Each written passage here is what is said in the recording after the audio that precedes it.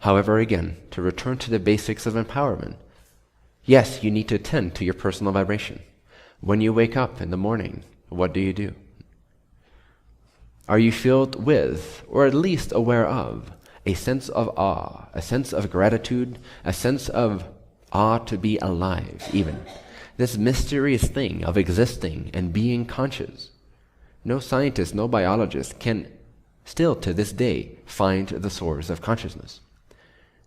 They can find inside the brain all kinds of flares. When you feel anger, it's over here. When you feel peace, it's over there. When you visualize something, it's over there. But where is the one? Where is the one that's seeing all of it? No piece of gray, immaterial matter can explain something as alive, dynamic, intelligent, tangible, feeling, intuitive as consciousness itself. That is because the body does not produce consciousness. Consciousness produces a body. It's always been like this. It's a fact. It's not a belief, it's a fact. And more we will know this. More and more we will collectively accept this. And so if you are not a body, but a body is one of the aspects of your expression of self, of true self, of consciousness, of state of being, of vibration, of the non-physical you, that is the you even when you die, even when you dream, even when you're unconscious of your physical circumstances for a moment. That I that continues, that consciousness that includes and contains all aspects of you, even beyond this life, that you presently can't remember because the brain can only know what it knows from this life. If I'm consciousness and this body is just one of my reflections, then why can't I remember the past before this body? It's because memory is a function of the body as we use it. It is possible to remember past the extent of the body, and many people around the world have done this organically, naturally. And it's possible to train this. But you have to start drawing upon a power, upon consciousness itself, rather than using the dullness of brain to try to remember something. You need to be in a higher, expanded state to actually be in touch with that level of consciousness that already knows and remembers more of oneself. And even then, this whole process too is guided, so you will not remember what is not relevant for you to remember, because it would distract you from your life, which is the most important choice you are making at present, is to be this particular body. All energies are going towards that as we speak. All guidance is checking in with that 24/7. Guiding this, being available to you. There's guidance available to you from other levels of your consciousness that are invisible, inexplainable, that are intuitive. Through meditation, these things can become more scientific to you. Doesn't matter what anyone else thinks. You can make this as real as you want to for you. You can shift your paradigm from the physical and the limited and the linear to the non-physical and the abundant and the infinite and the non-linear. More and more your sense of being can shift to that. But what do you do when you wake up in the morning? And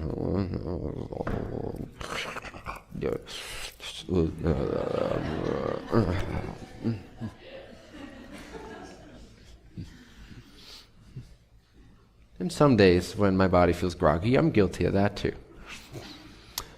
But in general, it's important to have a sense of awareness when you wake up of self. Wait a second, I'm awake again to the physical. Why was I here? What is most important to me? How would I like this day to turn out? And adjust your control panel, your DJ booth, the knobs on your internal state of being system. Adjust that accordingly. If you want a little bit more beat, you adjust that.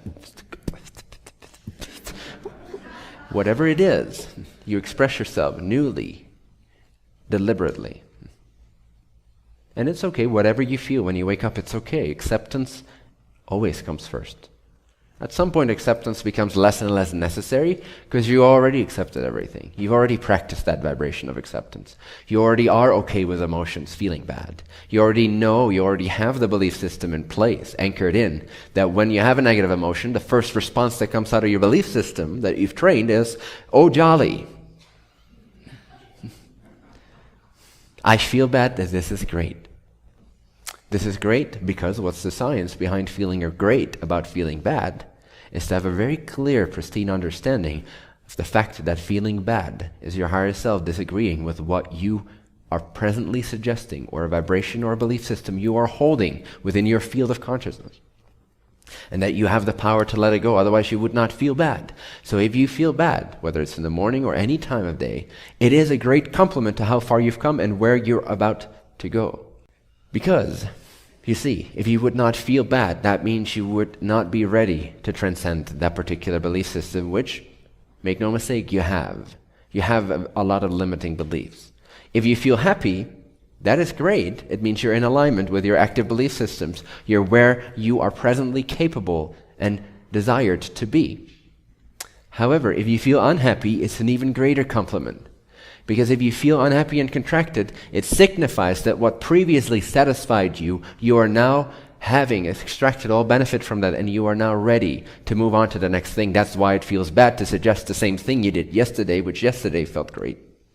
So when, upon waking up, or any time of day, you feel bad, it's higher self pinpointing, navigating you to become aware of something that you are ready and capable and desires to let go of, so that your life can start to flow in with such much more abundance and freedom and capacity, intelligence, and love and affection, satisfaction. So feeling bad, if your response to feeling bad is, oh, fuck, I feel bad, then that is your choice, to feel bad about feeling bad. Those that have trained themselves to be unafraid of emotional feelings, because they've learned to interpret it, both from a state of eternal self as unaffected by whatever emotions come, good or bad, but even my chosen self can feel however it wants to feel about the emotion that is presently occurring. If I'm being stubborn and arrogant and I believe in an old point of view and I believe I shouldn't be having this feeling, then I feel worse and worse and I'm entering a downward negative spiral. But if my first response can be trained to become, oh jolly, look at this negative emotion that is not me. It is simply telling me that what I'm suggesting to my creation at this timing is not me anymore. I'm ready to move on past this point. Does that make sense? So next time you have a negative feeling, what will you experience? Good. Practice that, practice that, practice that, and acceptance. And even more than acceptance, using acceptance as an immediate trampoline into an upward spiraling energy of further expansion, integration, creativity, abundance, and creation, is to anchor in this first response. And you need to have a belief system in place before you can do that. Because belief system responds before you can consciously adjust, okay? So if your old system still responds and it feels worse about feeling bad, you have to make those alterations with your physical mind. You have to make new suggestions to yourself. You have to start to see it from a more expanded point of view. Go back to faith. Go back to a bigger perspective. See how an emotion is just energy in motion. It's not harming you. You don't have to be afraid of feeling bad. It's not destroying you. Or even the feeling of being destroyed. It's happening in timeless, free, untouchable awareness. I'm being destroyed. Oh, jolly. Nothing is actually happening to the I that is the witness of this all. And so even when I feel at my worst, I can feel at my best. Non-physically. Use that transcendence as a permission slip into allowing negative emotions to be instantly accepted, and not only accepted, but defined in a positive way. Does that make sense? The quicker you learn to respond in this way, the less and less you will start to spiral downwardly. The more and more you will become a powerful creator, and you will then, like I was saying before, actually learn to harness the powers of the universe. Use law of attraction for your own benefit, but also with that for the benefit of all. Because the bigger you become, the more powerful you become, the freer you become, the clearer you become, the emptier of a rigid personal self you become, the more you are able to share and give and inspire. Does that make sense? So work on your frequency, your state of being. Make it as you want it to be. Be optimistic again. You have the power to change how you feel. Just listen to the feelings, but don't be distracted by them. Listen to what the feelings are suggesting. They suggest that a belief is ready to be let go of. What is that belief? What must you believe is true in order to feel so bad? Oh, what does that signify? If I would be really nervous, if I had a belief about speaking on stage, that is like I could somehow be at stake. Like I could lack my existence, I could lack my love, my freedom, my capacity to live the life I want if I stand in front of 150 people or thousands online and make a mistake. If I had that belief, and I've had it in the past, then obviously that which excites me, which is to be here and to share this with you, would scare me as well. I would feel bad. So why do I feel bad? Well, the question would then be, what must I believe is true? For example, my freedom can be taken away when I speak on a topic that people don't like. My affection, my appreciation, the people that follow me on Facebook, they could disappear. So, bye. I do appreciate you, make no mistake. I do, because together we can make changes.